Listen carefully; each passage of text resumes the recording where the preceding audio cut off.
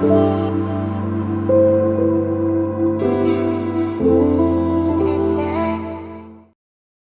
familia, gracias por acompañarnos en un estudio más aquí en la Biblia en su contexto. Vamos a continuar nuestro estudio sobre el libro de Éxodo. Hoy nos corresponde la porción que va desde capítulo 25, versículo 1, hasta el capítulo 27, versículo 19. Bien, es una porción corta, pero hay muchísima información para poder aprender con respecto a esta porción, familia. Bien, en estos dos capítulos, acuérdense que seguimos con una serie de estudios que es el contexto y los mandamientos, en este caso en el libro de Éxodo. Entonces, vamos ahora a enfocarnos en los mandamientos. Bien, ¿por qué? Porque en esta porción es corta, pero aún se encuentran tres mandamientos que son bien importantes para nosotros y que obviamente vamos a profundizar. No creo que toquemos los tres, vamos a enfocarnos en uno principalmente y vamos a empezar a desarrollar y ver cómo ese mandamiento hoy en día se puede aplicar a nuestras vidas. Bien, entonces ahora permítanme, familia, que quiero compartirles la presentación, así ya comenzamos. Vamos a empezar y nos vamos a enfocar principalmente en Éxodo capítulo 25 del versículo 1 al versículo 9, familia. Bien, entonces vamos a Éxodo, la serie, acuérdense, es contextos y mandamientos, y hoy vamos a hablar sobre el versículo que dice, y harán un santuario para mí. Bien, vamos a enfocarnos en Éxodo capítulo 25, del versículo 1 al 9. Miren, son 9 versículos y miren todo lo que vamos a aprender. Bien, los recursos que he usado para poder armar esta enseñanza, para poder sacarle mejor provecho a la interpretación del mandamiento y de los versículos que vamos a leer ahora, he utilizado cuatro recursos. El primero, The Original Second Temple, o sea, sería el segundo templo original, por el Rab Yoav Elian. Es un buen libro que habla sobre algunos aspectos del templo.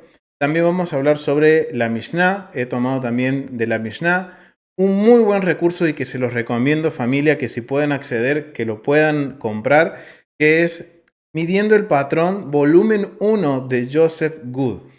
Este recurso es del hermano y maestro de nuestro Moré Rico Cortés, de nuestro hermano Rico Cortés.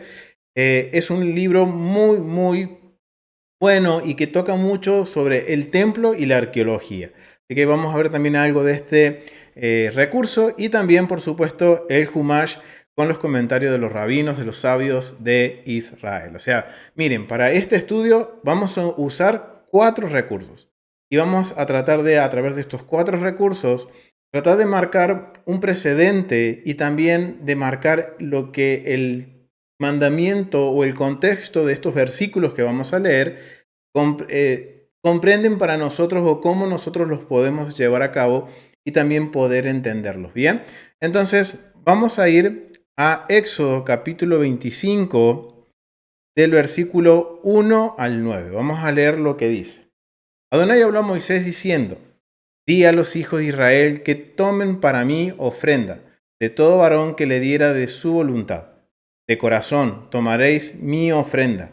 Esta es la ofrenda que tomaréis de ellos: oro, plata, cobre, azul, púrpura, carmesí, lino fino, pelo de cabra, pieles de carnero teñidas de rojo, pieles de tejones, madera de acacia, aceite para el alumbrado, especies para el aceite de la unción y para el incienso aromático, piedras de ónice, piedras de engaste, para el efod y para el pectoral. Y harán un santuario para mí, y habitaré en medio de ellos, conforme a todo lo que yo te muestre, el diseño del tabernáculo y el diseño de todos sus utensilios, así lo haréis. Hay aquí, esto va a marcar un precedente, familia. ¿Por qué? Porque a partir de acá, del capítulo 25 hasta terminar el capítulo, hasta el último capítulo de Éxodo, vamos a ver que va a estar hablando sobre qué, sobre el tabernáculo, cada una de los utensilios que se van a usar y la descripción de cada uno, ¿bien? Entonces, vamos a enfocarnos en estos primeros versículos, ¿bien? Del capítulo 25, ¿bien? Como les dije, vamos a enfocarnos en el mandamiento. El mandamiento se encuentra en el capítulo 25, versículo 8. El mandamiento es: y harás un santuario para mí y habitaré en medio de ellos. Ese es el mandamiento. Bien. Ahora ustedes se dirán, ¿y esto cómo aplicará o cómo lo aplicaremos a nuestra vida? Bien, familia. Bueno, vamos a primero marcar algunas pautas de por qué el mandamiento. Bien, vamos a volver a la presentación. Y la pregunta es, ¿por qué un santuario? ¿Por qué el Eterno pide que se le haga un santuario o un templo? Y esto tenemos que entenderlo también en base al contexto cultural del antiguo Medio Oriente. Vamos a ver que en todas las culturas de antiguo Medio Oriente existían los templos o los espacios sagrados. Esta porción en particular, estos versículos que estamos leyendo, están muy relacionados con la metodología de estudio en el tema de espacios sagrados, que es básicamente hablar sobre el templo, los niveles de santidad. Entonces, yo sé que la pregunta puede ser, ¿por qué el Eterno pide un santuario y eso se convierte en un mandamiento? Bien, vamos a responder esa pregunta. Como yo les decía recién, todas las culturas tenían un templo. ¿Por qué? Porque eran los lugares en donde habitaban sus deidades, eran espacios sagrados. Y obviamente vemos que, y hemos estudiado el contexto de entre el antiguo Medio Oriente e Israel, hay similitudes, pero grandes diferencias. Bien, el propósito original del santuario o del templo en sí para el Eterno, para Israel, es que haya un lugar que esté preparado ritualmente y moralmente, o sea, que esté limpio totalmente de toda impureza, ya sea moral o ritual, para que el Eterno pueda que morar, como nos dice el versículo 8, morar con su pueblo y que su pueblo more con el Eterno. Es una gran diferencia con el antiguo Medio Oriente. Recuerden que en el antiguo Medio Oriente los dioses habían creado a la humanidad para ser sus esclavos. Y los templos servían para que los humanos fueran y adoraran a esos dioses y los sirvieran. En cambio, el Eterno hace todo lo contrario. El Eterno lo que está haciendo es marcar un precedente en donde dice, este es el lugar donde yo quiero habitar con ustedes y ustedes puedan habitar conmigo. Ese es el propósito original del santuario, ¿bien? Y esto es algo que tenemos que tenerlo muy en cuenta, familia. El santuario es la casa de nuestro Rey, es la casa de Dios. Como dice en Isaías, es la casa de oración. Pero no podemos descartarlo. ¿Por qué? Porque si estamos descartando el templo o el tabernáculo o lo que tenga que ver con los espacios de santidad, sí, los espacios de santidad, estamos descartando la presencia del Eterno, familia. Esto es algo que tenemos que tener cuidado y es algo que nos tiene ahora que empezar a interesar el estudiar el santuario, el templo, familia. ¿Bien? También el templo representa un microcosmos de la creación.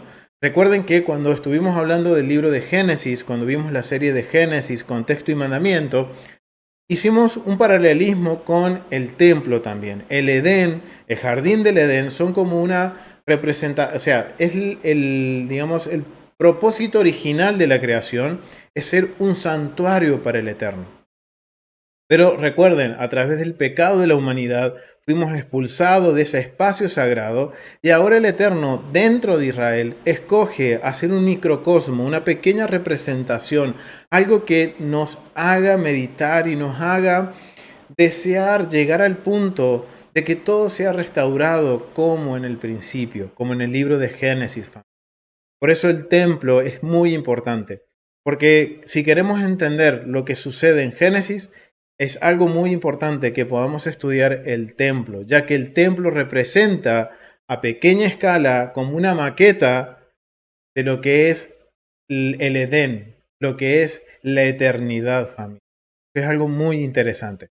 Ahora entendemos por qué ahora el Eterno le pide a Moisés que le diga a su pueblo que construyan un santuario. ¿Por qué? Porque el propósito, como decíamos recién, el propósito es que el Eterno quiere morar con su pueblo y que todas las naciones vean que es una nación, recuerden, como dice en Éxodo 19, nación de reyes y sacerdotes, en donde su rey, su Dios, habita con ellos y la humanidad habita con el Eterno. Ese es el propósito del santuario familiar.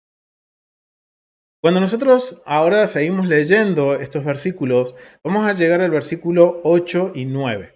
Vamos a leerlos nuevamente, porque aquí es donde en esta porción entra el primer mandamiento y vamos a enfocarnos en este mandamiento, familia.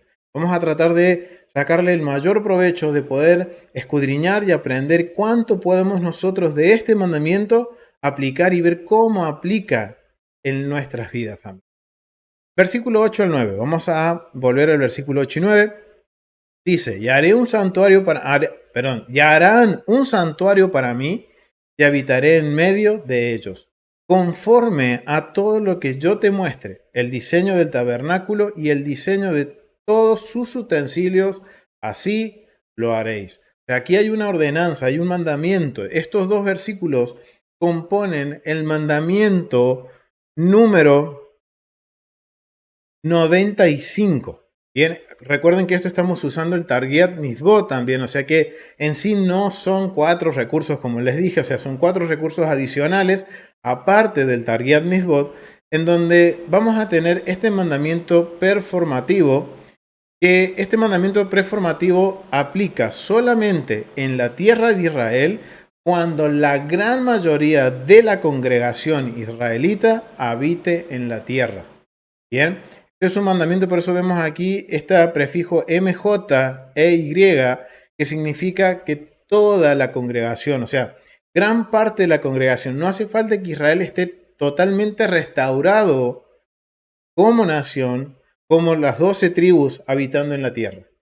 No es necesario, sino que el mandamiento, de acuerdo a los sabios de Israel y de acuerdo al Sanedrín, este mandamiento es un mandamiento que se debe de cumplir cuando se habite en la tierra y cuando la gran mayoría, o sea, no quiere decir que todos, pero que una gran porción de israelitas regresen a la tierra, y el propósito es hacer un santuario, una morada para el Eterno. Bien, ¿cuál es la esencia de este mandamiento? Es un mitzvot, es un mandamiento, construir una casa por causa de Hashem, de Adonai. O sea, la esencia es literalmente levantar una casa, un lugar donde el Eterno pueda habitar. En sí sabemos que no hay una casa, como dice Salomón cuando dedica el templo, que pueda albergar la presencia del Eterno, sino que esto es como una representación, una figura, un lugar donde podríamos decir sería el estrado de los pies del Eterno, ¿bien? Pero el mandamiento es bien claro, es que podamos hacer una morada, un lugar donde el Eterno pueda habitar con su pueblo y su pueblo habitar con él. ¿Cuál es la ley? ¿Cuáles son las leyes con respecto a este mandamiento? Esta casa, o como se dice en hebreo, el Beit Hamidash, es donde le ofreceremos nuestros sacrificios. Y es a este lugar sagrado donde se nos ha ordenado ascender para las festividades de peregrinación de cada año. Esto está relacionado con Deuteronomio 16:16. ¿Cuáles son estas 3 festividades? Panes sin levadura, Pentecostés y tabernáculos. Bien, son esas 3 fiestas. Esas son las 3 fiestas anuales en que todo varón de Israel tiene que subir junto con su familia y no presentarse con las manos vacías. Este este mandamiento incluye la redacción de los utensilios sagrados que se utilizan en el Beit Hamidash, en el templo, tales como la menorá, ambos altares, el arca sagrada, la mesa de los panes de la preposición, etc. O sea, vamos a ver que a partir de ahora, como les decía al principio, vamos a ver que se van a dar las instrucciones para construir el tabernáculo. Lo mismo va a suceder con el templo, primero y segundo templo. Se va a respetar todo lo que se está mencionando en estos últimos capítulos del libro de Éxodo, familia. Bien, entonces ahí tenemos la ley. ¿Cuál es la ley? Es construir una casa, respetar lo que se redacta sobre los utensilios, el peso, el tamaño, el material. Por eso cuando vemos en el capítulo 25, en los primeros versículos, es bien claro el Eterno cuando pide esta ofrenda voluntaria a su pueblo de los materiales que van a necesitar para la construcción del tabernáculo. Hay metales, hay pieles, hay telas, o sea, es muy específico y después vamos a ver más adelante que también el Eterno es bien específico con las medidas y también con el peso de cada uno de los utensilios de acuerdo al material. O sea que vamos a estar viendo mucho de este tema y este va a ser como una introducción a lo que es el tabernáculo y todas sus disposiciones. Bien, entonces ahí ya vimos cuál es la esencia, las leyes que corresponden a este mandamiento, o sea, es la interpretación que se le da. Y vamos ahora a ver la perspectiva del mandamiento, familia. ¿Cuál es la perspectiva? Digamos, es lo que podemos nosotros aplicar y poder también aprender que nos enseña, es la enseñanza que nos da el mandamiento. La perspectiva. El propósito principal de Adonai al ordenarnos que cumplamos el mandamiento es que Él pueda otorgarnos bondad. Miren cómo lo interpretan los sabios. El propósito principal de Hashem, de Adonai, al ordenarnos que cumplamos la misma, este mandamiento, es que Él pueda otorgarnos bondad. Por lo tanto, nos ordenó observar sus mandamientos y estudiar su Torah, sus instrucciones, porque de ese modo llegamos a ser mejores y más dignos de recibir sus beneficencias, o sea, sus bendiciones. También nos ordenó que establezcamos un lugar que debe ser limpio y puro hasta el máximo grado de limpieza, ¿bien? O sea que aquí es algo bien interesante. Este lugar donde el Eterno ha puesto su nombre, en donde el Eterno ha ordenado construir esta morada, y en este caso es el tabernáculo. Recuerden que es algo que se puede mover, pero el principio es el mismo, es un lugar limpio y puro al máximo grado, o sea que no puede haber contaminaciones, ni morales, ni rituales, y ningún otro tipo de contaminación. Era un lugar santo. Esto es algo que también tiene que empezar ahora nosotros a sonar dentro nuestro, algo que tenemos que meditar en esto.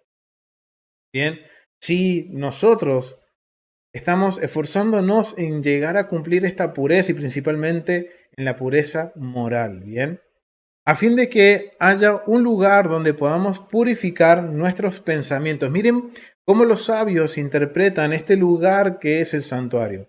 Es un lugar que tiene el fin de que podamos nosotros purificar nuestros pensamientos y rectificar nuestro corazón hacia Él.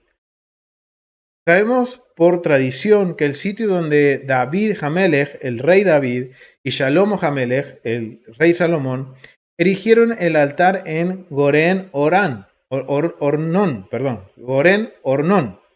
que en sí es el monte Moriah, el sitio donde se encontraba el Beit Hamidash. Era el mismo lugar donde Abraham Avinu, nuestro padre Abraham, erigió el altar sobre el cual ató a Isaac. Bien. También se conoce como que en el lugar donde descansó el arca en la época de Noaj, cuando Noaj desciende del arca, desciende en el monte Moriah. El altar que estuvo de pie sobre cual Caín y Abel trajeron sus ofrendas. Esto ya nos estamos yendo a Génesis, familia, en donde Adán, el primer hombre, sacrifica una ofrenda para Hashem cuando fue creado. Eso es lo que creen los sabios. Donde fue creado la tierra. Bien, ahí vemos otro punto. Cuando fue creada la tierra. Perdón, cuando fue creada de la tierra. Cuando fue creado Adán, fue creado de la tierra. Bien, justo me está tapando aquí el zoom. Entonces, vemos que los sabios están dándonos un conocimiento en donde nos está diciendo que el templo no puede estar en cualquier otro lugar. Primero, la interpretación es que el templo tiene una función. ¿Cuál es esa función? De ser un santuario, un lugar de extrema limpieza y pureza. ¿Bien? Y además de eso, que también sirve para purificar nuestros pensamientos y rectificar nuestro corazón con el Eterno. Es un lugar de encuentro, familia. Por eso que vamos a ver que en el templo se presentaban las ofrendas, con el principio y el motivo de mostrar reciprocidad y también con el hecho de uno restaurar esa relación con el Eterno. Y donde debía haber un verdadero arrepentimiento, que es un término legal ese. Bien, entonces, ahora vimos la interpretación de este mandamiento. Ahora teniendo esto como base, quiero que sigamos profundizando. ¿Por qué? Porque hay mucho más que tenemos que aprender de acuerdo al mandamiento, familia.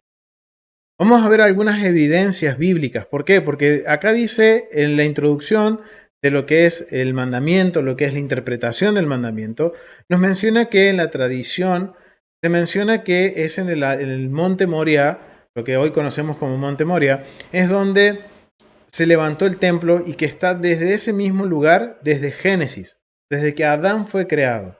Vamos a ver algunas evidencias, porque sé que esto por ahí puede ser un tema de preguntas también. ¿Realmente está ahí en el Monte Moriah donde hoy existe una mezquita o estuvo en otro lugar?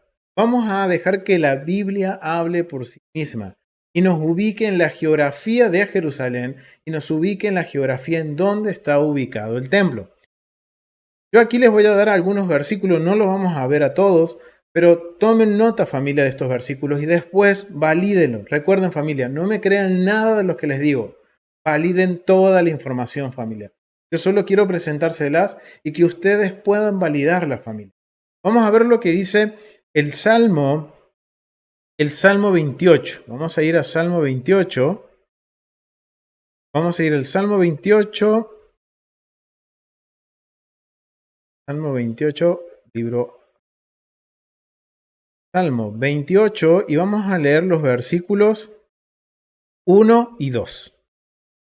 A ti clamaré, oh Adonai, roca mía, no te desentiendas de mí, porque no sea yo, para que no sea yo, dejándome tú, semejante a los que descienden al sepulcro. Oye la voz de mis ruegos cuando te clamo a ti, cuando alzo mis manos hacia tu santo templo. Miren lo que el rey David está diciendo. Él dice que aquí tenemos un indicio, porque nos está diciendo que él alza sus manos hacia tu santo templo. Hay un lugar, un punto específico en el cual rey David y en el cual nosotros también vamos a ver que es necesario que cuando oremos clamemos hacia el templo de Jerusalén. Porque miren lo que dice el rey David. Hay un lugar específico, hay un lugar en donde él alzaba sus manos y oraba y clamaba hacia el santo templo del Eterno. ¿Por qué? Porque recuerden lo que acabamos de decir, la interpretación que vimos del mandamiento, familia. Es un lugar donde el Eterno nos ha propiciado para poder purificar nuestras mentes, purificar nuestro corazón. Y esto téngalo bien presente, familia, porque vamos a seguir estudiando, profundizando en este mandamiento y vamos a ver una relación con el Nuevo Testamento o los escritos del primer siglo con esta interpretación que acabamos de leer del mandamiento. Bien, vamos a otra evidencia. Vamos a otra evidencia. Es el Salmo 43. Es el Salmo 43. Salmo 43, versículo 3 y 4. Envía tu luz y tu verdad, estas me guiarán, me conducirán a tu santo monte y a tu moradas. O sea, aquí otro salmo en donde está hablando de qué? Del templo, familia. Dice, envía tu luz y tu verdad. Estas me guiarán, me conducirán a tu santo monte y a tu moradas. Bien. O sea, acá en los salmos nos están hablando que el templo está en un lugar específico, está sobre un monte. Bien, vamos a otro versículo. Vamos a Segunda de Crónicas. Vamos a Segunda de Crónicas, capítulo 6. Vamos a ir a Segunda de Crónicas, capítulo 6, versículo 3 y 4. Dice, y volviendo el rey su rostro, bendijo a todas las congregaciones de Israel. Y todas las congregaciones de Israel estaban de pie. Y les dijo, bendito sea Adonai, Dios de Israel, quien con su mano ha cumplido lo que prometió con su boca a David su padre, diciendo, desde el día que saqué a mi pueblo de la tierra de Egipto, ninguna ciudad he elegido de todas las tribus de Israel para edificar casa donde estuviese mi nombre, ni he escogido varón que fuese propicio sobre mi, príncipe sobre mi pueblo Israel. Ahora nos está dando otra ubicación geográfica. Aquí es el rey Salomón hablando sobre el templo, en donde el rey Salomón está diciendo que el Eterno ha escogido un lugar en donde va a poner su nombre y ha escogido a lo que conocemos como la tribu de David, que es Judá, en el territorio que habita Judá y Benjamín. Bien, entonces ahora sabemos a través de este versículo que es en Jerusalén, o sea, de acuerdo a Salmos, hay un lugar específico, es en un monte y ese monte está en Jerusalén. Bien, miren lo que dice el versículo 6. Mas a Jerusalén he elegido para que en ella esté mi nombre, y David he elegido para que esté sobre mi pueblo Israel. O sea, ya sabemos un punto geográfico específico en qué localización geográfica se encuentra el templo, en Jerusalén. Ahora tenemos que ver en qué parte de Jerusalén se encuentra el templo. Vamos a 2 Corintios capítulo 3. Crónicas, perdón. 2 capítulo 3,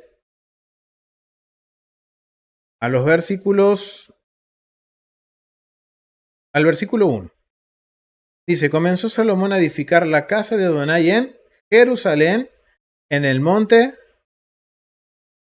Moriah, que había sido mostrado a David su padre en el lugar que David había preparado en la hora de Ornán, en la era de Ornán Jebuseo. O sea, ahora ya determinamos a través de la escritura cuál es el punto en el cual el templo fue levantado. Tanto el primero como el segundo fueron en Jerusalén, en el monte Moriah, que hoy tristemente se encuentra profanado por la mezquita. ¿Bien? O sea que ese lugar es el lugar donde el Eterno ha puesto su nombre, ha puesto su santidad. Aunque esté esa mezquita, aún sigue siendo un lugar santo, familia. ¿Por qué? Porque como recién veíamos en los Salmos, como recién veíamos en Segunda de Crónicas, capítulo 6, que el Eterno ha puesto su nombre ahí. Y cuando su nombre está puesto ahí, hay santidad. Obviamente que esa santidad está hoy profanada, pero eso no deja que este lugar aún sea santo, un lugar donde el Eterno aún ha colocado su nombre y tiene un gran interés porque ese lugar sea restaurado como al principio. ¿Bien? Porque miren lo que dicen los sabios de Israel. Asocian ese lugar con la creación del mundo, con la creación del hombre, cuando Adán fue creado. Bien, o sea que ese punto es el punto de conexión. Ahora entendemos por qué es el microcosmos de la creación. Porque podemos entender que ese es el lugar donde el Eterno comenzó a poner en orden, a restaurar el orden en el mundo, en el cosmos. Bien. Entonces, ahora ya validamos a través de las escrituras, familia, dónde estaba la ubicación del templo, que no solo es una tradición, sino que también vemos que hay versículos y hay textos bíblicos que nos están demostrando dónde está el punto geográfico, donde se debe o se debía levantar el templo, familia. Bien, donde se levantó por primera vez el templo, el segundo templo, y obviamente cuando todo sea restaurado, ese es el lugar, será el tercer templo y el punto de conexión entre la eternidad. Algo bien interesante. Ahora nos podemos hacer otra pregunta. ¿Por qué? Porque en el 25, en los versículos 8 y 9, nos está dando una pauta de que tenemos que construir, dice, y harán para mí un santuario. Y también dice en el versículo 9, vamos a volver, porque esto es bueno que lo tengamos siempre presente, familia. Vamos a Éxodo capítulo 25, versículo 9. Nos dice, y harán un santuario para mí. O sea que es una instrucción, es una orden. Bien, es una orden directa. Harán un santuario para mí y habitaré en medio de ellos. Pero miren lo que dice el versículo 9. Conforme a todo lo que yo te muestre, el diseño del tabernáculo y el diseño de todos sus utensilios, así lo haré. Entonces, familia, si este mandamiento aplica para la congregación de Israel, para toda la congregación de Israel, cuando habite la mayoría de Israel en la tierra de Israel, esto nos demanda ahora a nosotros la necesidad de estudiar el templo, estudiar el tabernáculo, estudiar los utensilios y conocer, como dice, el diseño familiar. Por eso es que estos versículos, el 8 y el 9, nos dan lugar a responder esta pregunta. ¿Por qué estudiar el templo? ¿Por qué necesitamos estudiar el templo como creyentes en el Dios de Israel y como creyentes en nuestro Mesías Yeshua, familia? Y miren lo interesante, porque en el Humash, los sabios de Israel, miren lo que entienden. Y este es, digamos, es el comentario que hay en el Humash de los sabios sobre el versículo 8 y 9 específicamente del capítulo 25. Dice, para que more en medio de ellos, conforme con todo lo que yo te muestre. De la misma manera que hice posar mi presencia sobre el monte Sinaí, también haré que se pose en medio de Israel sobre el arca y los querubines, para que las plegarias de la nación sean aceptadas. La estructura y el diseño del tabernáculo simbolizan el papel central que desempeña la Torá, las instrucciones del Eterno, que había sido entregada en el monte Sinaí, puesto que la santidad del tabernáculo hallaba su máxima expresión en en el Santo de los Santos, sería en el Sanctas. Ese siempre se me hace un trabalengua. Es Sancta Sanctorum.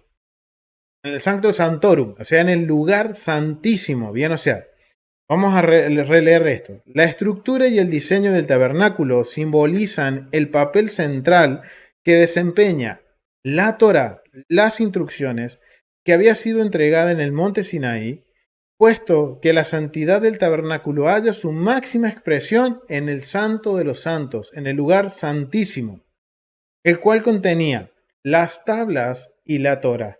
Recordemos que hasta este momento solamente iba a estar dentro del arca las dos tablas del pacto, pero cuando leemos el libro de Deuteronomios, los invito a que vayan a ver los estudios que hicimos de Deuteronomio, nos dimos cuenta que al culminar el libro de Deuteronomio, Moisés termina de escribir un rollo de la Torá y da la instrucción de que este rollo se coloque a un lado de el arca.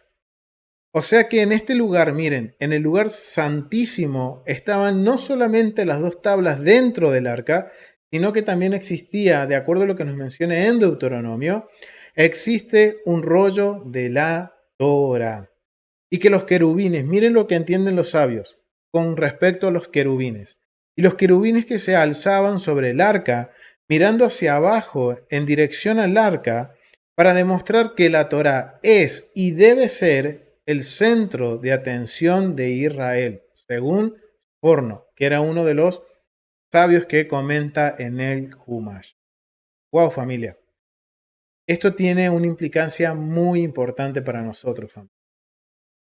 Porque miren el por qué nosotros enfocar también nuestro estudio hacia el templo. Y no lo podemos descartar, familia.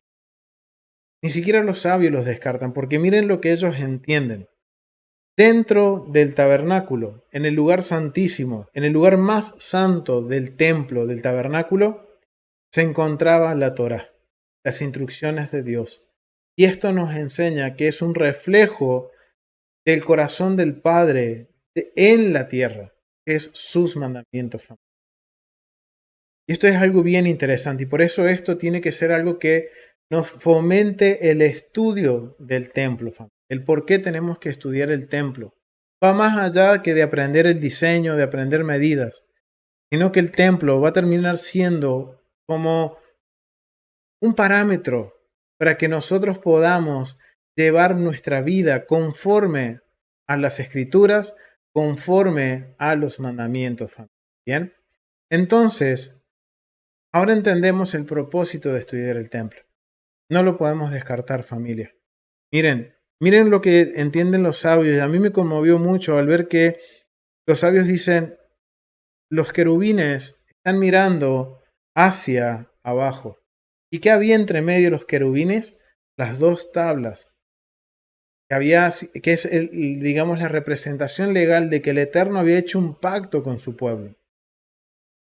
O sea que los querubines estaban mirando, demostrando la importancia de ese pacto y que para nosotros debe de ser el centro de atención.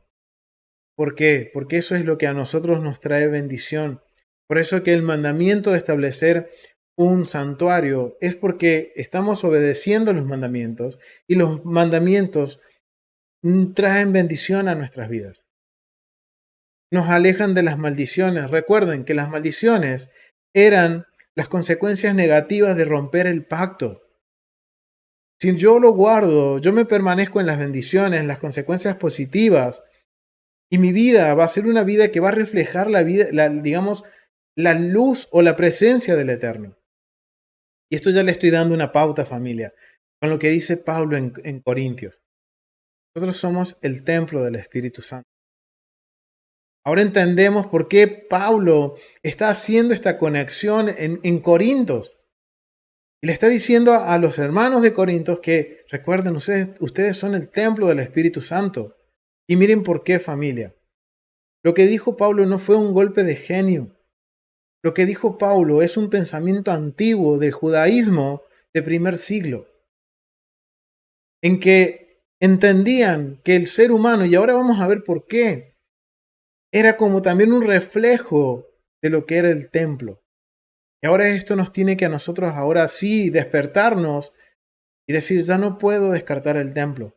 Ya no puedo dejar de no enfocarme o estudiar o tratar de comprender, aunque sea de forma básica, lo que representaba el templo para las personas, por ejemplo, del primer siglo. Hoy para nosotros no representa nada. ¿Por qué? Porque hemos crecido en una cultura que no está asociada con el templo. Ahora nosotros tenemos este desafío de aprender y estudiar sobre el templo. Y es impactante ver esta asociación que hacen los sabios y que nos confronta a que la Torah, las instrucciones de Dios, tienen que ser nuestro punto de atención. No podemos estar mirando hacia otro lado, sino que nuestra mirada tiene que estar firme hacia adelante, hacia el Eterno. Y si yo estoy mirando al Eterno, estoy mirando sus mandamientos. ¿Bien? Entonces, es interesante esa interpretación que dan los sabios de Israel. Pero también hay dos motivos por el cual también tenemos, o dos motivos más por el cual nosotros tenemos que estudiar el templo familiar. El primer motivo es para Israel. Este motivo es para Israel. Vamos a ir a Ezequiel 43. Y sí, ya los que han estudiado conmigo, están estudiando con nosotros y con el hermano Rico, es uno de los versículos que más utilizamos para demostrar que tenemos que estudiar el templo. Sí, porque es bien claro lo que dice Ezequiel. Vamos a ir a Ezequiel, capítulo 43, versículos 10 y 12. Y esto, familia, anótenlo, márquenlo, porque esto va a hacer una gran diferencia a la hora de nosotros percibir el templo. Capítulo 43, versículos 10 al 12. Dice, tú, hijo de hombre, muestra a la casa de Israel esta casa, y avergüéncese de sus pecados, y midan el diseño de ella. Y si se avergonzaren de todo lo que han hecho, hazle entender el diseño de la casa, sus disposiciones, sus salidas y sus entradas, todas sus formas y todas sus descripciones y todas sus configuraciones y todas sus leyes, y descríbanlo delante de sus ojos, para que guarden toda su forma y todas sus reglas y las pongan, ¿por qué? Por obra. Esta es la ley de la casa. Sobre la cumbre del monte, el recinto entero, todo en derredor será santísimo. He aquí, esta es la ley de la casa. Por eso ahora hay un segundo motivo, que no solo es como veíamos en los sabios de Israel, que como creyentes, nuestra mirada en qué tiene que estar puesta, en la Torá. Y el templo nos va a enseñar a tener nuestra mirada puesta hacia la Torá. pero también como Israel. Recuérdense, familia, que nosotros ahora, al reconocer que el Dios de Israel es el único Dios sobre toda la creación, y al reconocer a Yeshua como el Mesías, ahora nosotros hemos sido injertados a esta nación santa, familia. Romanos 11. Entonces, este mandamiento, esta instrucción que está dando el profeta, es para nosotros, para Israel. ¿Cuándo? Cuando nosotros realmente nos avergonzamos de todos nuestros pecados, nos avergonzamos de haber transgredido las instrucciones y realmente volvemos al Eterno con un arrepentimiento sincero, familia, dispuestos a poner por obra, como dice el profeta, dice, y pongan por obra estas leyes, estas instrucciones.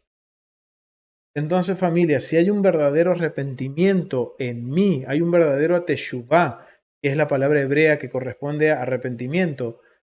Si hay un verdadero teshuvá, un verdadero arrepentimiento, realmente va a nacer de mi interior la necesidad de mínimamente estudiar el templo de una forma aunque sea básica y paso a pasito ir profundizando más. Y hoy tenemos la gran bendición de contar con recursos que nos van a permitir estudiar y profundizar sobre el templo. Pero familia, por eso es la segunda razón del por qué debemos estudiar el templo.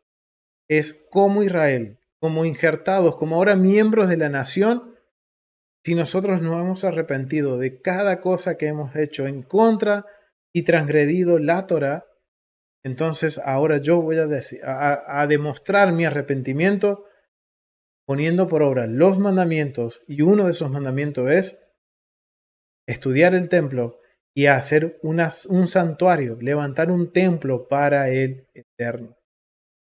Pero esto no queda solo ahí, familia. ¿Por qué? Porque esto no es solamente para Israel, sino que esta instrucción también es para las naciones, familia. Esto entonces nos demuestra que el estudiar el templo y de tener en cuenta y no descartarlos, no solo es para Israel, no solo es para aquellos que se han injertado a la nación de Israel, sino que esto es para todas las naciones. Y esto nos hace una conexión hacia el principio, en donde el Eterno quería que toda la humanidad estuviera presente en el jardín del Edén. Recuérdense que el Edén y el jardín del Edén son una representación del templo, familia. Por eso vamos a ir a Segunda de Crónicas. Segunda de Crónicas, capítulo 6, y vamos a leer la oración que hace el rey Salomón cuando dedica el templo. Vamos a ir al capítulo 6, Segunda de Crónicas, capítulo 6, del versículo 28 al 35 vamos a ver. Dice así, y esta es la oración cuando se construye el primer templo, y miren las palabras que usa el rey Salomón. Si hubiera hambre en la tierra, si hubiera pestilencia, si hubiera tizoncillo o añublo, langosta o pulgón, o si los sitiaren sus enemigos en la tierra en donde moren, cualquier plaga o enfermedad que sea, toda oración y todo ruego que hiciere cualquier hombre o todo tu pueblo Israel. Miren lo que dice, hiciere cualquier hombre o todo tu pueblo Israel, cualquiera que conociere su llaga y su dolor en su corazón, si extendiere sus manos hacia esta casa, tú oirás desde los cielos, desde el lugar de tu morada, y perdonarás y darás a cada uno conforme a sus caminos, habiendo conocido su corazón, porque solo tú conoces el corazón de los hijos del hombre, para que te teman y anden en tus caminos todos los días que vivieren sobre la faz de la tierra que tú diste a nuestros padres. Miren, Salomón no está hablando solamente a Israel, ni tampoco está hablando en la restauración de Israel en el futuro, sino que está hablando, miren cómo dice, si cualquier hombre o todo tu pueblo Israel en un momento de angustia clama hacia tu casa, ¿y qué leíamos en el Salmo? Que David dice, todavía el templo no estaba construido.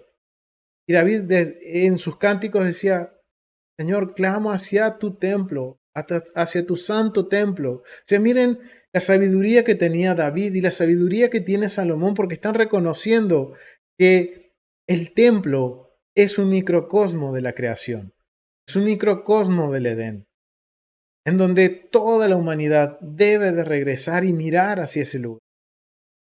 Y miren lo que dice, cualquier hombre o todo tu pueblo Israel, que realmente reconozca su dolor, dice en el 32, perdón, tú oirás desde los cielos, desde el lugar de tu morada, y perdonarás y darás a cada uno conforme a sus caminos, dice, y todo tu pueblo Israel, cualquiera que conociere su llaga, su dolor en su corazón. Miren familia, el templo tiene que llegar a escudriñar nuestro corazón.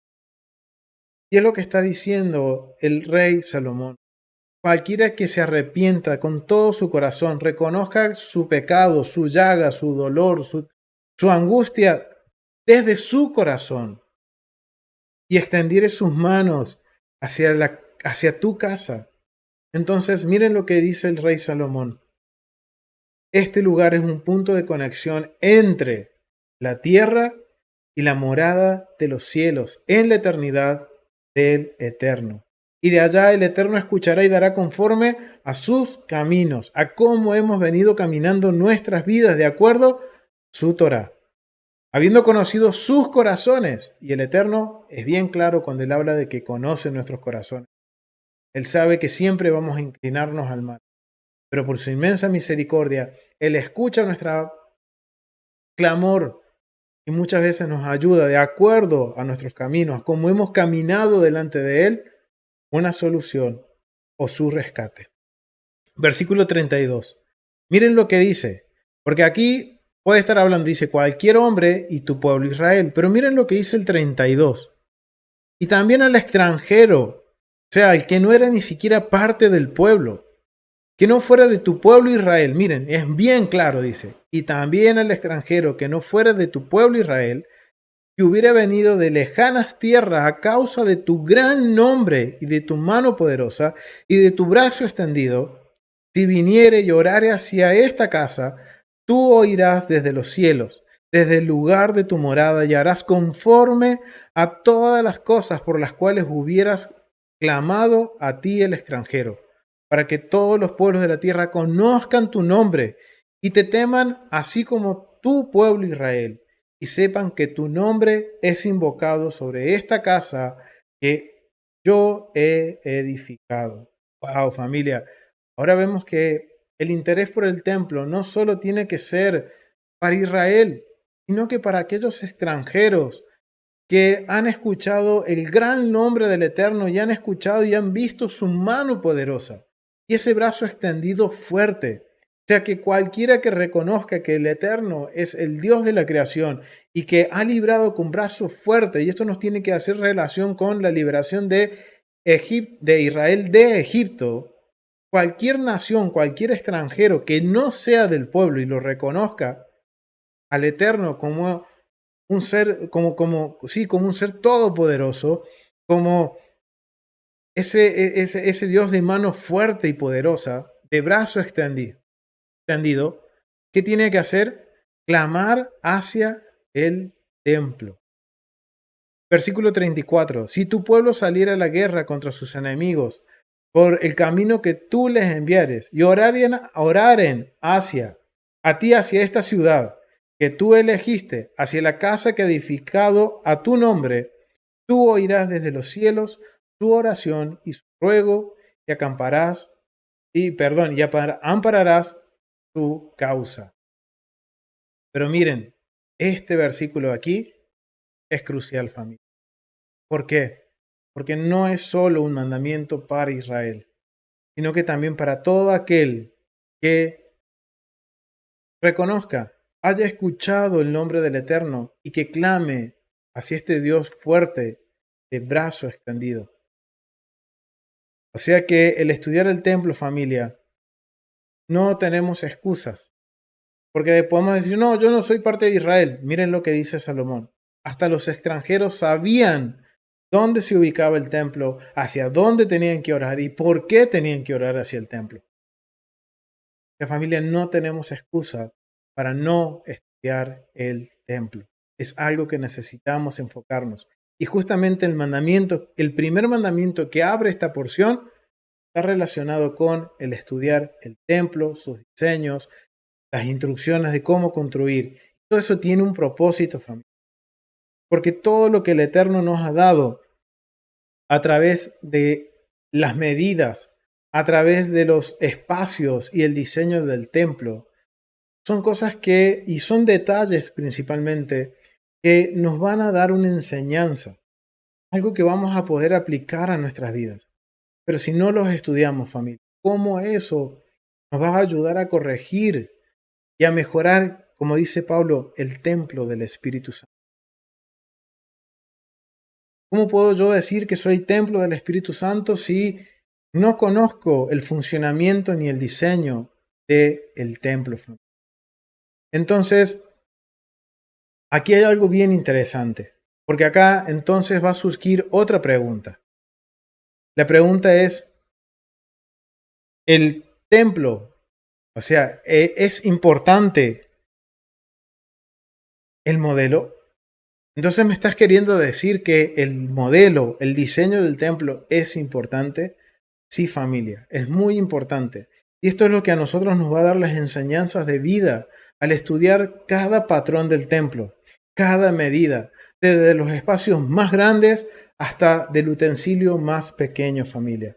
En todo esto el Eterno nos ha dejado un mensaje. Ahora queda en nosotros si queremos realmente aprender y que realmente nuestra vida sea confrontada y que podamos dar los pasos conforme a la voluntad del Eterno. Recuerden que todo esto está asociado con el corazón, porque la Torá es el corazón de nuestro Rey, es la voluntad de nuestro Dios. Y eso tiene, el fin de cambiar nuestros corazones.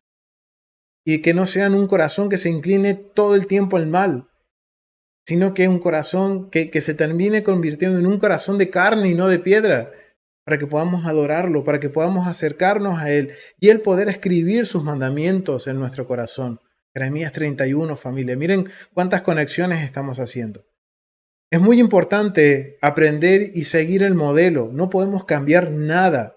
Porque miren, en el versículo 9 dice que lo harás conforme al modelo. Pero no es la única vez en estos 2 capítulos que vamos a leer de esta porción que el Eterno recalca, hazlo de acuerdo a mi modelo, hazlo de acuerdo a como lo viste en el monte. Miren, vamos a Éxodo capítulo 25, 40. Éxodo capítulo 25, versículo 40. Dice, mira y hazlo conforme al modelo que te ha sido mostrado en donde, en el monte.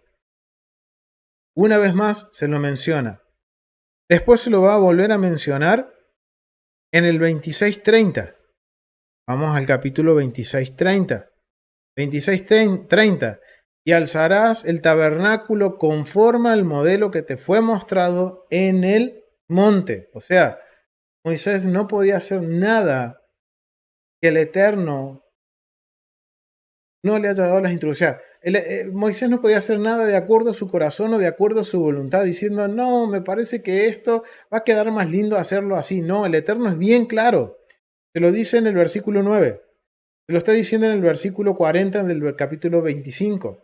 Se lo vuelve a repetir ahora en el capítulo 26, versículo 30. Haz el tabernáculo conforme al modelo que te fue mostrado en el monte. También se lo va a volver a repetir en el capítulo 27, versículo 8. Lo harás hueco, ya que él está hablando sobre el altar. Y miren, le dice al altar, lo harás hueco de tablas de la manera que te fue mostrado en el monte, así lo haréis. O sea, familia, Moisés no podía cambiar nada del modelo. Esto nos enseña que tampoco nosotros podemos cambiar o descartar cosas del modelo del templo. Tenemos que enfocarnos a estudiar y aprender las cosas como el Eterno se las dio como instrucción a Moisés. Porque todo tiene un propósito y como yo les decía familia, el propósito es que nosotros podamos purificar nuestra mente, nuestra alma, nuestro corazón a través de este espacio sagrado, este lugar santo que es la casa del Eterno. Y vamos a ver que cada vez que empecemos a estudiar, que es algo que vamos a desarrollar de acuerdo a lo que vamos a ir viendo en las porciones, vamos a ver que todo esto va a empezar a trabajar, todas estas medidas, todo el diseño del templo, van a dar mensajes y enseñanzas para modificar o para cambiar nuestro corazón de acuerdo a la voluntad del Padre. Entonces vemos que el modelo es importante, familia. Es muy importante el modelo. Y miren qué tan importante es que cuando nosotros vamos a Primera de Crónicas, capítulo 28, vamos a ver cuando David recibe el modelo del templo. No solo fue una revelación del Ruach HaKodesh, del Espíritu Santo, sino que también fue algo que él recibió. Mire, vamos a ir al capítulo 28 del versículo 11 en adelante. Y dice, y David dio a Salomón su hijo el plano del pórtico del templo y su casa, sus tesorerías, sus aposentos, sus cámaras y la casa del propiciatorio. Asimismo, el plano de todas las cosas que tenía en mente para los atrios de la casa de Adonai, para todas las cámaras alrededor, para la tesorería de la casa de David y para la tesorería de las cosas santificadas. También para los grupos de los sacerdotes y de los levitas, para todas las obras del ministerio de la casa de Adonai, y para todos los utensilios del ministerio de la casa de Adonai. Y dio oro en peso por las cosas de oro y por todos los utensilios de cada servicio, y plata en peso para todas las cosas de plata, para todos los utensilios de cada servicio. O sea, miren, David no solo recibe la revelación del Ruach HaKodesh, sino que él también recibe los planos, familia. El rey David recibe algo que se conoce como el rollo del templo, que fue lo que fue entregado a Moisés, que Moisés lo pasa a los jueces, a Josué, de Josué pasa a los jueces. Después esto llega a manos del rey David. Y obviamente que el Ruach HaKodesh le da la sabiduría para entenderlo y cómo ponerlo por obra. ¿Por qué? Porque hay que hacerlo de acuerdo a qué? Al modelo, de acuerdo a los planos. Ya había un plano estipulado. Y los sabios coinciden en que este rollo del templo incluía desde las instrucciones para el tabernáculo, las instrucciones para el primer templo, las instrucciones para el segundo templo y las instrucciones para el tercer templo, que es lo que nos está hablando el profeta Ezequiel. ¿Queremos entender al profeta Ezequiel? Estudiemos el templo, familia. Es necesario que estudiemos el templo.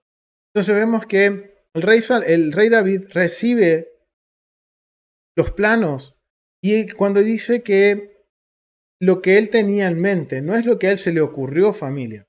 Ahí está hablando de lo que él comprendió, cómo él interpretó los planos, y eso fue la instrucción que le dio al rey Salomón. ¿Bien? Esdras, en el capítulo 5, versículo 15, está hablando de la reconstrucción del segundo templo. Y cuando vamos a Esdras, vemos que Esdras empieza a levantar el templo, y miren lo que dice Esdras, capítulo 5, versículo 5. Vamos a cerrar aquí. Vamos a ir al libro de Esdras. Capítulo 5, versículo 15, dice lo siguiente. Versículo 15. Aquí. Y les dijo, toma estos utensilios, ve y llévalos al templo que está en ¿dónde? En Jerusalén. Y sea reedificada la casa de Dios en su lugar. Miren. Tiene que ser reedificada la casa. El segundo templo fue reedificado en el mismo lugar que fue edificado el primer templo. O sea que Esdras estaba, digamos, reconstruyendo el templo conforme al modelo, conforme a los planos, respetando los cimientos originales. Pero, es más, hay otra evidencia, familia, en que el Eterno nos permite saber de que el templo va a ser reconstruido y fue reconstruido de acuerdo a sus formas originales, de acuerdo al modelo que el Eterno le dio a Moshe cuando levantó el tabernáculo. Vamos a Jeremías, capítulo 30, versículo 18. Vamos a Jeremías 30, versículo 18. Y así dice Adonai: He aquí yo hago volver los cautivos de las tiendas de Jacob, y de sus tiendas tendré misericordia, y la ciudad será edificada sobre su colina. O sea, está hablando de la restauración de qué? De Jerusalén. Aquí el profeta Jeremías está hablando sobre Jerusalén, sobre Judá, sobre Jerusalén, sobre Israel, la restauración de Jerusalén y de Israel. Y dice: Así dice Adonai: He aquí yo hago volver los cautivos de las tiendas de Jacob. O sea, ¿a quién le está haciendo volver?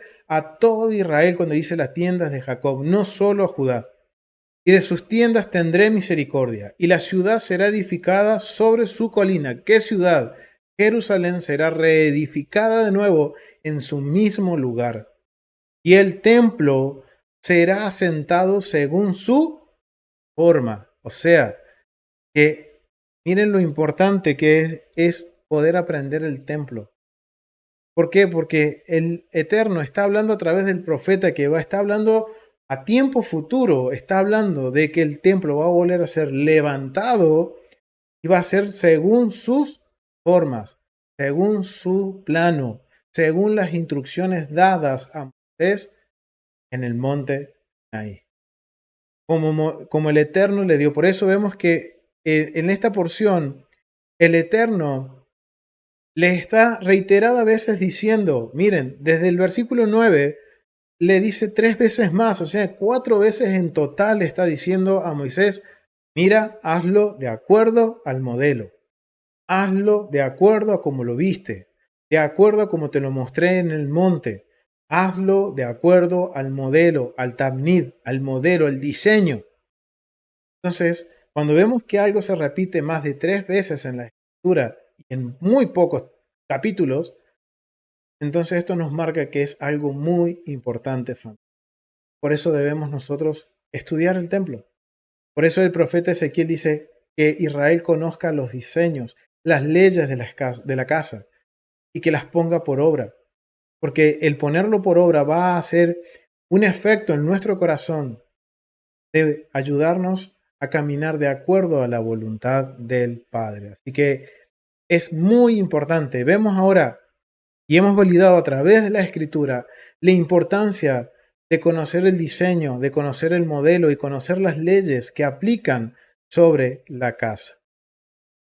Entonces, aquí vamos a hacer un pequeño paréntesis porque ahí hemos visto un poco el por qué nosotros tenemos que estudiar el templo.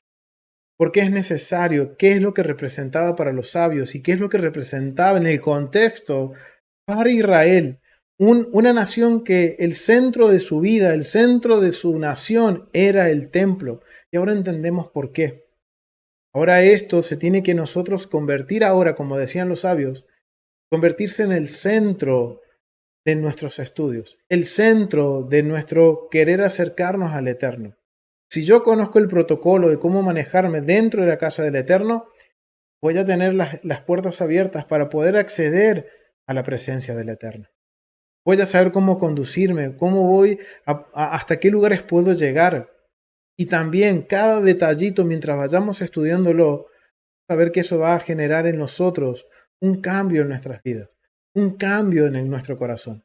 Por eso me apasiona tanto, familia, estudiar el templo.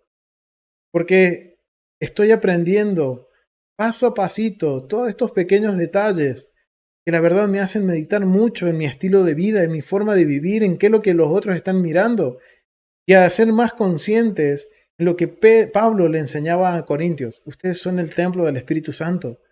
Entonces tengo que enfocarme en todos estos detalles para entender por qué Pablo les estaba diciendo o le estaba enseñando de esa forma a los corintios. ¿Bien?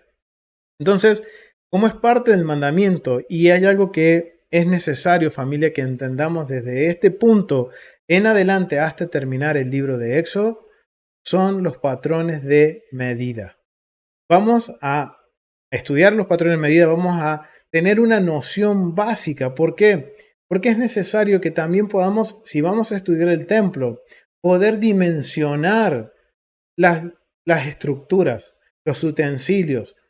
Y el Eterno nos da esta bendición que a través de la Escritura nos da sus medidas. Entonces ahora tenemos que entender cómo aplicaban estas medidas dentro del contexto del templo y de la cultura. Por eso vamos ahora a enfocarnos en las medidas. ¿Por qué? Porque recuerden, esto es una introducción al estudio del tabernáculo.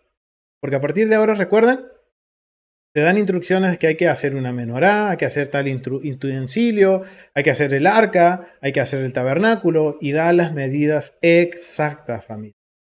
Ahora esto nos va a ayudar a nosotros a dimensionar. Y cuando estudiamos el templo nos vamos a encontrar con una serie de medidas que son totalmente distintas a las que usamos hoy en día. Pero podemos hacer la conversión. Entonces, vamos a ver las medidas. Vamos a estudiar las medidas ya que es parte del mandamiento de estudiar lo que es las medidas y más que nada el diseño, familia. Entonces, medidas que se usaban en el templo. Vamos a ver que al estudiar el templo nos vamos a encontrar con una medida que se llama esba o esbaot, que es el ancho de un dedo. No sé, a ver, déjenme que cambie la cámara. Ahí. El ancho de un dedo, o sea que es esto, familia. Es así. No así, sino que es de costadito. Bien, este es el ancho de un dedo. Eso es lo que se conoce como esba o esbaot, cuando es plural, familia. El ancho de un dedo. La medida de un ancho de dedo es lo que equivale a 2,43 centímetros o 0,97 pulgadas. Y que cuatro dedos, 4 anchos de dedos, es equivalente a un tefaj, a un palmo, a una palma. Ahí ya tenemos la segunda medida que se usa en las estructuras del templo. Tenemos el tefaj, la primera. Ahora viene el palmo, que equivale a 4 dedos, anchos de dedos. Y esta es una medida muy importante, familia. Es bien importante esta medida. ¿Por qué? Porque el tefaj o tefajim en plural es el ancho de la palma de la mano. O sea, esto. ¿Bien? La medida del tefaj es de 9,75 centímetros o 3,84 pulgadas. El tefaj o el palmo era una importante unidad de medida comúnmente utilizada para poder especificar la longitud de diferentes amot, cúbitos o codos. Y vamos a ver que, por ejemplo, en el tabernáculo dice que las tablas tenían X cantidad de codos. Ahora ya sabemos que hay una tercera medida que se llama amot o codos, ¿bien? Que equivalen a X cantidad de palmas, ¿bien? El amot o cúbitos o codo en el español, dentro del templo se ha descubierto, de acuerdo a la arqueología y de acuerdo a lo que los sabios de Israel y registran en la Mishnah. Y reitero, la Mishnah es un documento primario en donde se documentó, los sacerdotes documentaron cada aspecto del servicio del templo, sin dejar un detalle por fuera. Entonces, es un documento legal la Mishnah, en donde nos amplía el servicio del templo que está mencionado en las Escrituras. ¿Por qué? Porque en las Escrituras nos dice hay que presentar una ofrenda. La Mishnah nos permite conocer cómo era el funcionamiento, cómo se podía manipular esa ofrenda que yo llevaba dentro del templo, cómo los sacerdotes la iban a manipular, cómo yo debía de presentarla, cuándo debía de presentarla. Y todo eso está documentado en la Mishnah. Entonces, vamos a ver que en la Mishnah también nos menciona, tanto en la arqueología como en la Mishnah, nos menciona que había 3 tipos de codos. ¿Bien? Que habían 3 diferentes tipos de codos o de amot. La variante de las medidas dependía de qué? De la relación de, de los diferentes niveles de santidad. Es algo que nos menciona la Mishnah. Habían 3 codos y de acuerdo al nivel de santidad que había dentro del templo o del tabernáculo, se iba a regir uno u otro de los codos. ¿Cuáles son estos codos? Las medidas. Habían 3 cúbitos o 3 codos. El primer codo es el codo real. Esto no quiere decir que era el codo de los reyes, sino que el codo real o el cúbito real era la unidad estándar de medida en el antiguo Medio Oriente, ¿bien? Que también se llevó hasta el primer siglo. Si era la unidad de medida normal, como en unos, por ejemplo, para nosotros en Argentina es metros y centímetros, para el antiguo Medio Oriente es cúbitos real. Esa es la unidad de medida estándar, que equivale a 5,4 o 5,40 tefajim o palmos. O sea que tiene unas dimensiones aproximadas de 52,50 centímetros. Eso equivale a un cúbito real. Pero en el templo no solo se manejaba con el cúbito real, sino que también había un segundo codo que era el de 5 tefajim, el que equivalía a 5 manos, que tenía una equivalencia a 48,76 centímetros o 19,22, perdón, 20 pulgadas. Y había un tercer unidad de medida que se llamaba el amot de 6 tefajim, que equivale a 6 palmos de mano y que tenía una dimensión de 58,57 centímetros. Esas son unidades universales que podemos nosotros manejar de forma precisa, ¿bien?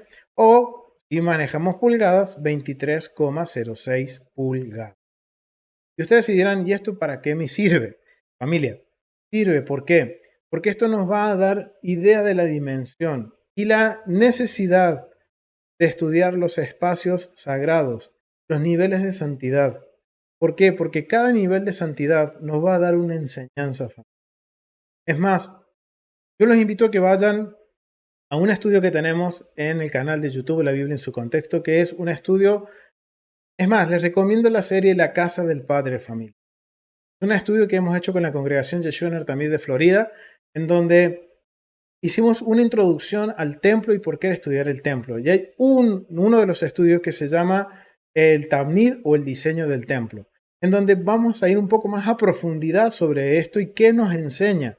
Pero algo que pudimos aprender en ese estudio, que el templo por sí mismo nos está enseñando tanto desde el ingreso hasta llegar al lugar más santo del templo. Acuérdense que está en un monte. Nos enseña un patrón de vida, un patrón de santidad, un nivel donde nuestra vida tiene que ir en ascenso hacia el eterno. Y las medidas cumplen este mismo rol y función. Cada detalle en el templo tiene esta función de enseñarnos cómo nosotros acercarnos al eterno, el esfuerzo que tenemos que hacer, los cambios que tenemos que hacer y cuáles son los patrones de conducta que debemos tener a la hora de presentarnos al eterno. ¿Bien? Y aquí hay algo bien interesante, familia, porque hay un cúbito real y hay 2 cúbitos que se usaron exclusivamente para el templo.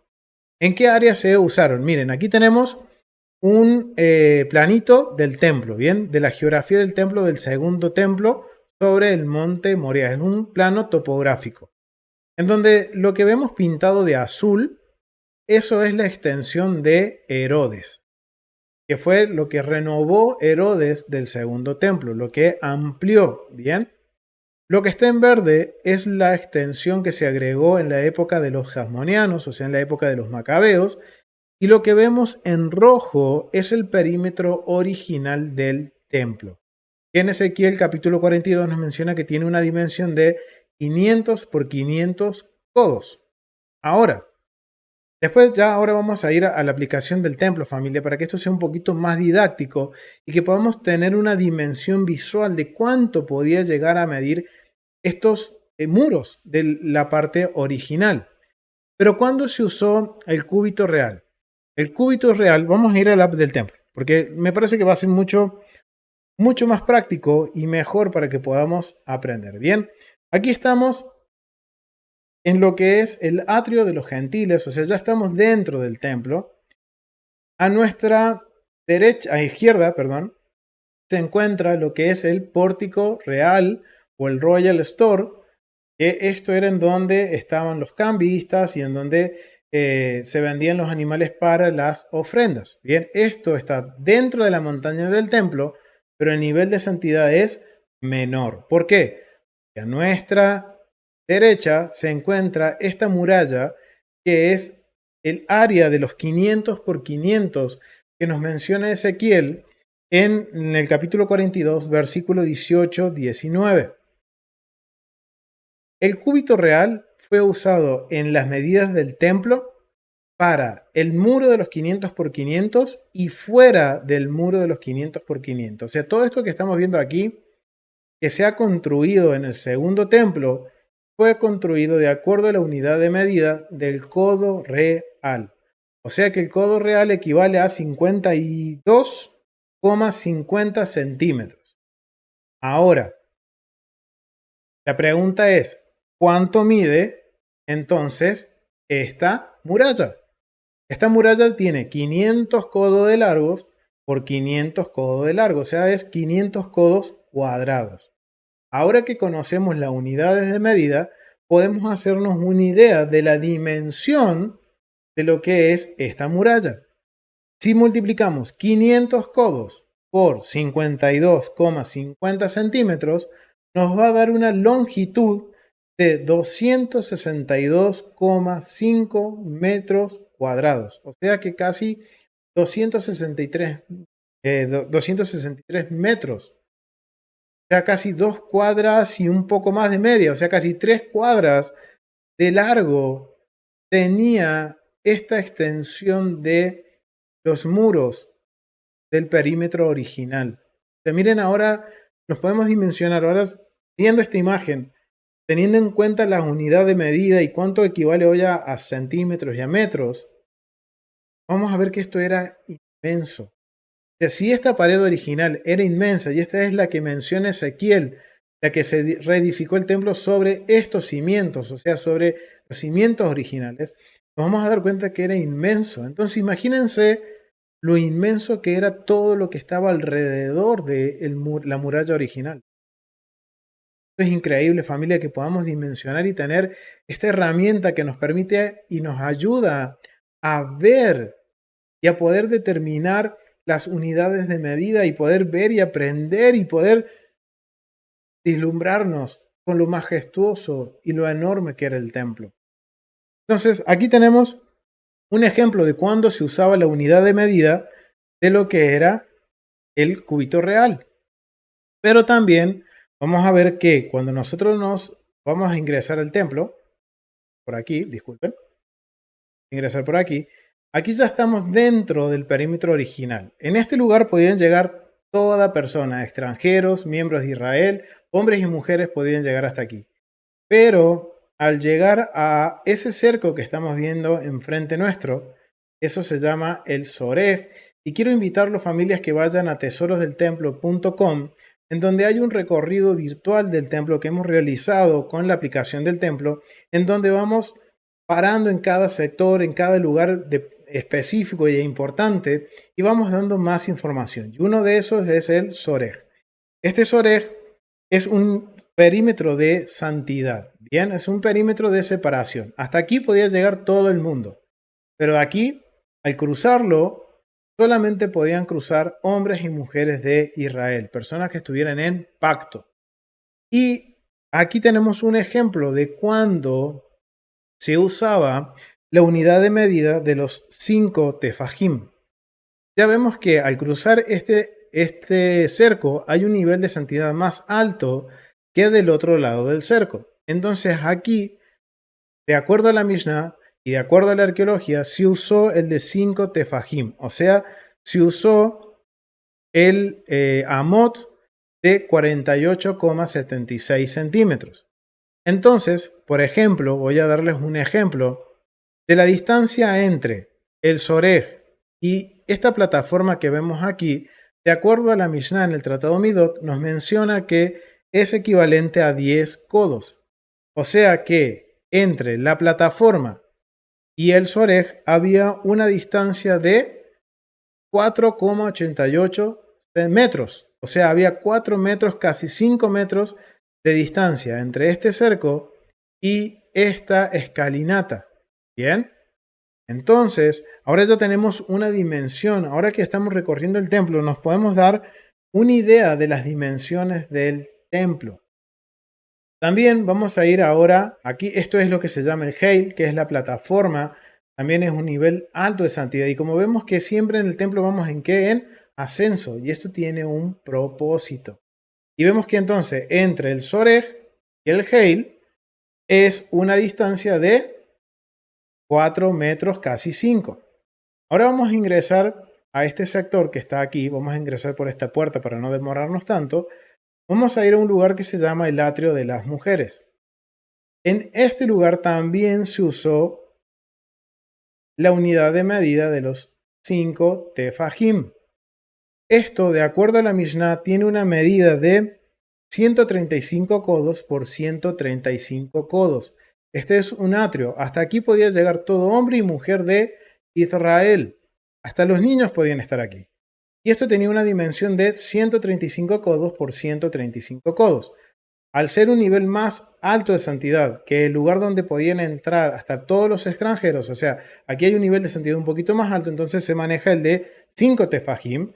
Entonces ahora nosotros vamos a multiplicar 135 codos por lo que equivale el tefajim de 5 digamos el amot de 5 tefajim, que es 48,76. Entonces, este área mide 65,8 metros cuadrados. O sea, imagínense lo inmenso que era este patio. Y este patio habían 4 cámaras que medían 40 codos cada uno. O sea que estas cámaras tenían una dimensión de casi 20 metros por 20 metros. O sea, imagínense lo grande y lo majestuoso que era el templo. Ahora vamos a ver un ejemplo de cuándo se usó el tefajín más grande, el tefajín de los 6 amot. Ese vamos a cruzar aquí. Esta puerta que vemos aquí es la puerta Nicanor, es el equivalente a la puerta del este en el tabernáculo. Y al cruzar vamos a ingresar a lo que se llama el Azará. Aquí vamos a estar, estamos parados justamente en el atrio de Israel. Hasta aquí podían entrar solamente los hombres de Israel que tenían la función de ser como los intercesores, eran los príncipes de Israel, que podían estar en este lugar. En esas escalinatas que vemos al frente se llama el Duján, en donde estaban los levitas y los cantores levitas.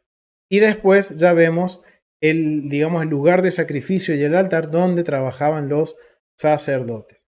En este área, que es un nivel de santidad, más alta, que es un nivel de santidad más alto, en este lugar se usó, vamos a volver por atrás porque se usó el de 6 tefajim.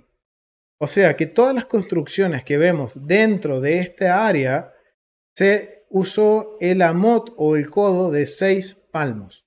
O sea, por ejemplo, ahora estamos viendo el edificio del templo. El edificio del templo medía 100 codos de alto por 100 codos de ancho.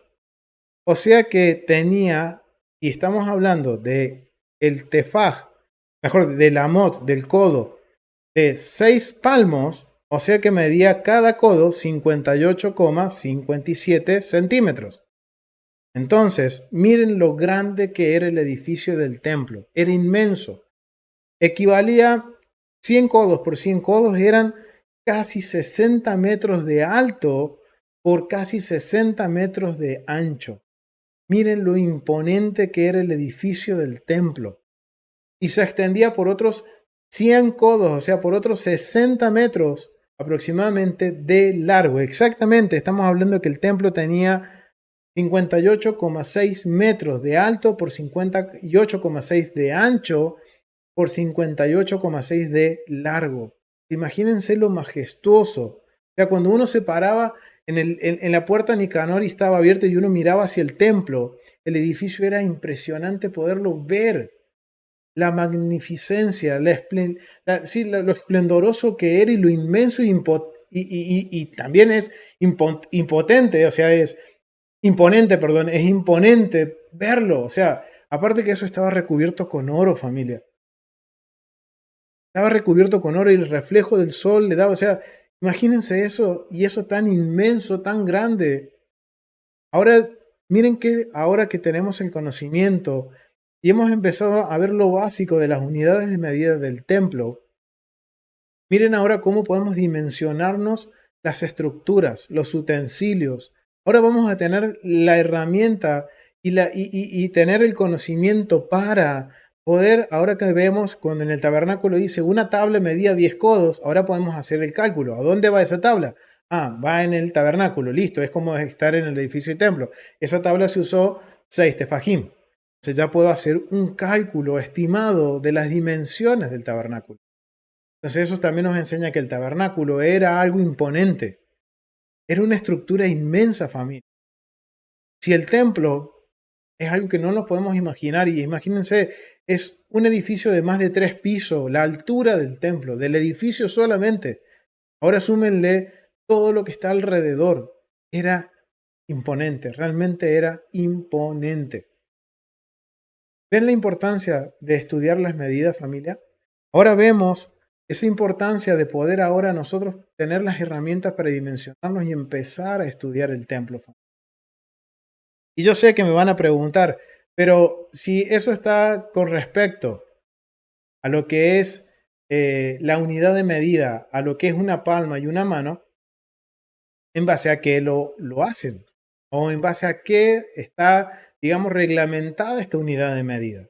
¿Por qué? Porque no es lo mismo el brazo o la mano de una persona que mide 1,80 m que una persona que mide 1,5 m.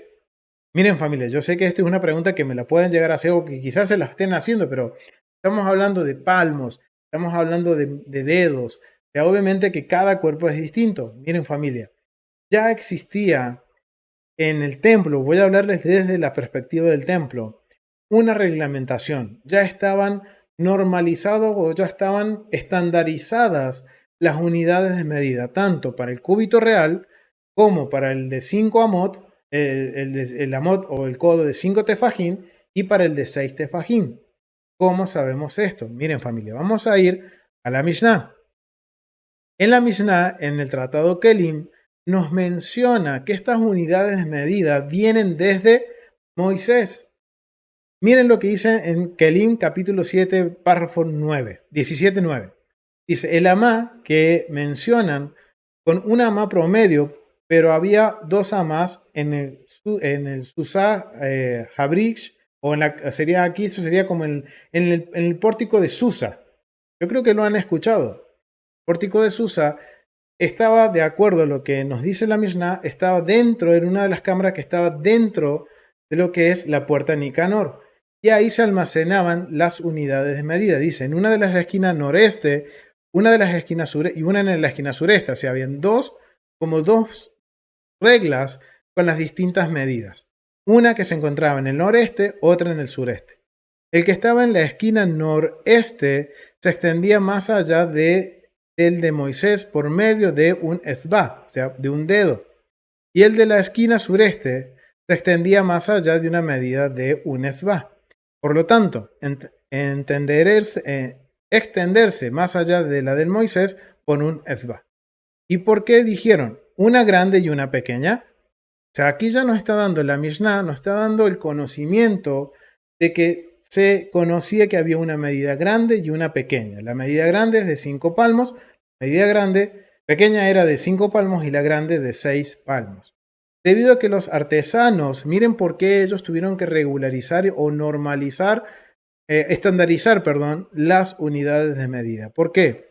Porque cuando en el templo se necesitaba hacer algún trabajo de algún artesano, se le pagaba por cada amá o por cada codo trabajado. Debido a que los artesanos lo llevarían a cabo por los artesanos hacen los arreglos, pero obviamente que están evitando aquí los sacerdotes o en la tesorería del templo. Por eso ellos estandarizan la unidad de medida, para que no haya dificultades o diferencias a la hora de los pagos. ¿Por qué? Porque sería normal que un artesano, para poder ganar un poco más, llevara que usara la unidad pequeña y entregara por la grande, a fin de no involucrarse en el meilaj, o sea, en la discusión, o sea, en obviamente tratar de sacar más ventaja. Entonces, ¿qué dicen? No, vamos a tener estas dos reglas, una grande y una pequeña. La grande era usada para de acuerdo a lo que nos dice el Rabí Meir o el sacerdote Meir, nos menciona lo siguiente. Rabí Meir, esto está en Kelim 17:10, y nos dice, Meir dijo, todos los amot eran normales, hebreo estándar, excepto los del altar de oro y el del cuerno y del sobeb y del yesed. Y Rabí Yehudá dijo, el amá para la construcción de 6 tefajim, pero para los recipientes 5 tefajim. O sea, y ahí vamos a ver en el Tratado Kelim, yo los invito a que lo lean si tienen la Mishnah, porque aquí nos van a dar una interpretación de las medidas y cómo aplicaban dentro del templo. Entonces aquí ya tenemos una evidencia dentro de un documento legal de existencia de estas dos unidades de medida y que estaban estandarizadas y normalizadas por el templo. Bien, pero ya vemos cuál era también el propósito, evitar cualquier diferencia a la hora de pagar un trabajo. Y miren, yo estaba leyendo el libro, el segundo templo original por el Rab Joab Elan, y él hace un estudio y habla sobre esta cámara que se llama Suhan o Sushan. Estaba justo encima a la puerta de Nicanor, o sea, estaba en la parte superior de la puerta de Nicanor. O sea, vemos que dentro de las paredes del templo habían edificios, o sea, había cámaras dentro de las paredes. Entonces vemos que en la pared en donde estaba la puerta de Nicanor existe una cámara que es la cámara Sushan. Está justo encima de la puerta Nicanor en el lado este de la Sara, o sea, justo encima de la puerta. Había una cámara llamada Susham Javiraj, que es la capital, y esto es en honor al rey de Persia. Porque recuerden que con la reina Esther, el pueblo de Judá tiene la oportunidad de regresar al templo, y es cuando Esdras reconstruye el templo. Por eso el nombre y en honor al rey de Persia, ellos le colocan este nombre a esta cámara. Y Sushan o Susa era la capital de Persia, que presentaba una representación de la ciudad de Sushan en su muro exterior. O sea, habían hecho una especie de representación gráfica del por qué le llamaban a esa puerta Sushan. Esto solo servía como depósito para dos medidas diferentes de la amá.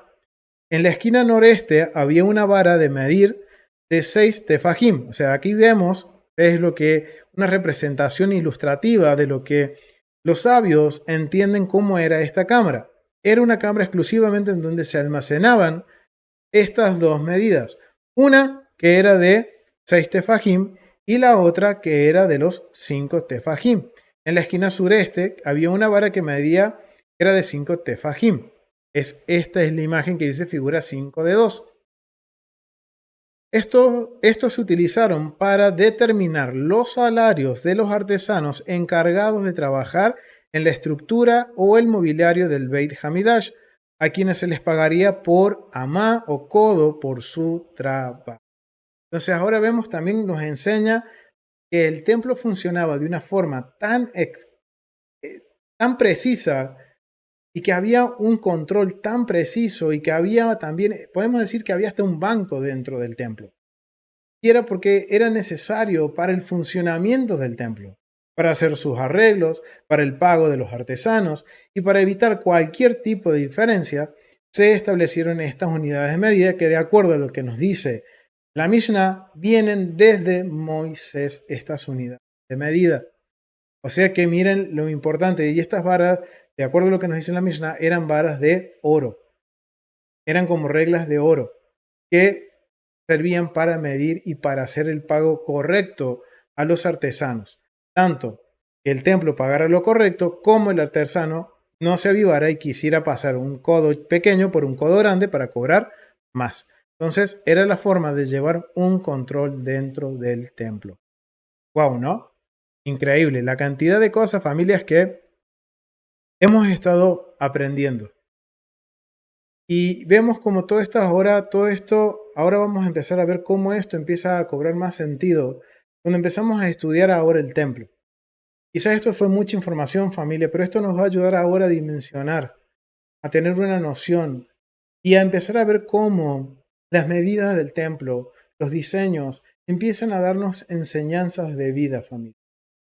Miren, aquí en estos versículos vamos a encontrar una enseñanza muy importante. ¿Por qué? Porque recordemos que estamos hablando de las medidas del tabernáculo, estamos hablando del tabernáculo, del templo, de la importancia del diseño, la importancia de estudiar el templo. Pero también dentro de estos versículos que leímos, vamos a ver que inicia la historia con una ofrenda de corazón. Esto está apuntando a nuestro corazón. Y asimismo, cuando nosotros después seguimos leyendo la porción hasta el capítulo 27-19, empezamos a ver que el Eterno empieza a darle instrucciones de construcción. ¿Y qué empieza a construir primero? El arca. Después la menorá y la mesa de los panes. Después el altar. O sea que la construcción del templo va desde adentro de fuera. ¿Saben qué, familia? Esto es lo que entendían los sabios de Israel, como recién leíamos en el Humash. El corazón del Eterno es la Torah, es su voluntad. Y que para nosotros tiene que ser el centro de nuestro interés. Y al ahora entender el templo y cómo fue construido este santuario para el rey, entendemos que el pensamiento que Pablo estaba diciendo en 1 de Corintios, capítulo 3, del versículo 16 al 17, cuando él le dice, templo del Espíritu Santo sois, no es algo que se le ocurrió en ese momento a Pablo, como les dije anteriormente, sino que es un pensamiento que viene podemos decir, del pensamiento del judaísmo del primer siglo, del judaísmo antiguo, que algunos hoy lo vamos a poder escuchar que tienen la misma opinión, que no hay templo, sí, no hay templo, porque fue destruido por la vergüenza que nosotros trajimos como Israel al Dios de Israel. Por eso el Eterno tuvo que dar la orden de destruirlo para que nos demos cuenta físicamente de la vergüenza en que habíamos caído. Pero al estudiar el templo nos damos cuenta que sus medidas, que la forma en que fue construido está relacionado con qué? Con nosotros, familia, con nuestro cuerpo. Cómo yo tengo que cuidar mi cuerpo. Y el Eterno, miren, empieza desde adentro, fuera. Y los sabios dicen, allá en el lugar santísimo se encuentra el corazón de la Torá y las dos tablas del pacto, la voluntad del Padre. Y esto nos permite ahora entender a través de todo lo que hemos visto y lo que vamos a seguir viendo del templo y del santuario, principalmente del santuario, porque aquí estamos viendo el tabernáculo y vemos que aplica lo mismo, lo del tabernáculo en el templo. ¿Cómo el Eterno qué quiere? Cambiar nuestros corazones. Recuerden lo que dice Jeremías capítulo 31. Va a llegar un momento en que, voy a parafrasearlo, que Él cambiará nuestro corazón de piedra, nos dará un corazón de carne, en donde Él va a poder escribir sus mandamientos en nuestro corazón y en nuestra mente. Familia, ese es el objetivo del templo. Es que nosotros podamos ahora entender de qué punto tiene que penetrar los mandamientos en mi vida. Y cómo el Eterno nos va a ayudar al poder ser un templo para Él. Que nuestros cuerpos sean un templo. Si yo no conozco las leyes del templo, no conozco sus medidas, no conozco sus diseños, es muy difícil que yo pueda cambiar mi estilo de vida para que realmente la presencia, la luz del Eterno sea reflejada en mi familia. Y eso es algo que tenemos que esforzarnos, familia. Y eso es algo que es un patrón que nos va a enseñar el templo. Y van a ver que desde que entramos al templo hasta que llegamos a la presencia del Eterno, al lugar más santo, todo un proceso que va hacia arriba, en ascenso. Y nuestro objetivo es que nuestra vida vaya espiritualmente en ascenso. Entonces es necesario, familia, que estudiemos el templo. Y antes de terminar, quiero cerrar con el Salmo 19, familia. Quiero que cerremos con el Salmo 19, porque esto va a cerrar esta idea, familia, del por qué estudiar el templo, por qué el Eterno pide un santuario para nosotros. Salmo 19 dice así: los cielos relatan la gloria de Dios, y el firmamento declara la obra de sus manos. Un día a otro expresa alabanzas, y una noche a otra habla sabiduría. No hay enunciados ni palabras. Su voz no se escucha. Por toda la tierra surge su línea, y sus palabras llegan hasta los confines de la tierra. Él ha puesto en ellos una tienda para el sol, y este es como un novio que sale de su palio nupcial, regocijándose como un guerrero para correr para correr su curso. En un extremo de los cielos es su origen, y su órbita alcanza hasta el otro extremo. Nada se oculta de su calor. La Torá del Eterno es perfecta, restaura el alma. El testimonio del Eterno es confiable. Vuelve sagaz al simple. Las órdenes del Eterno son rectas, alegran el corazón. El mandamiento del Eterno es claro, alumbra los ojos. El Eterno es claro, alumbra los ojos. El temor al Eterno es puro, permanece para siempre. Las leyes del Eterno son verdad. En conjunto son justas. Más deseables son que el oro, y más que abundancia del oro, más fino. Más dulces son que la miel y que el derrame de los panales. También tu siervo es cuidadoso con ellas, pues en guardarlas hay gran recompensa. Pero ¿quién puede ¿quién puede discernir los errores? Límpiame de faltas desconocidas. También retén a tus siervos de pecados intencionales, que no dominen sobre mí. Entonces seré firme y limpio de gran transgresión. Que la expresión de mi boca y la meditación de mi corazón sean aceptables delante de ti, oh Eterno, mi boca. Miren, familia, aquí nos habla directamente lo que los sabios entendían con respecto al templo. Y lo que hoy nosotros hemos podido descubrir y poder entender el por qué estudiar el templo. Porque la Torá, los mandamientos, ¿qué van a hacer? Que caminemos recto. Van a ser alegría para nuestro corazón. En la obediencia tenemos la bendición, como dice el pastor Walter Agosto. La salvación viene por Yeshua, nuestro Mesías, pero la bendición viene en la obediencia. Y si yo estudio el templo, voy a aprender a aplicar esos mandamientos y aplicar esas leyes en mi vida para corregir mi corazón y que mi corazón no vaya de continuo al mal, a la mala inclinación, sino que me esfuerce por seguir el camino recto que el Eterno nos ha dado, que son a través de eso. Y eso es lo que el Eterno quiere para cada uno de nosotros. Lo vamos a dejar hasta aquí, familia. Espero que haya quedado claro esta introducción a las medidas, al diseño del tabernáculo, que vamos a seguir estudiando en los próximos capítulos del libro de Éxodo. Y familia, gracias por acompañarnos. Nos vemos en el próximo estudio. Shalom, familia. Bendiciones.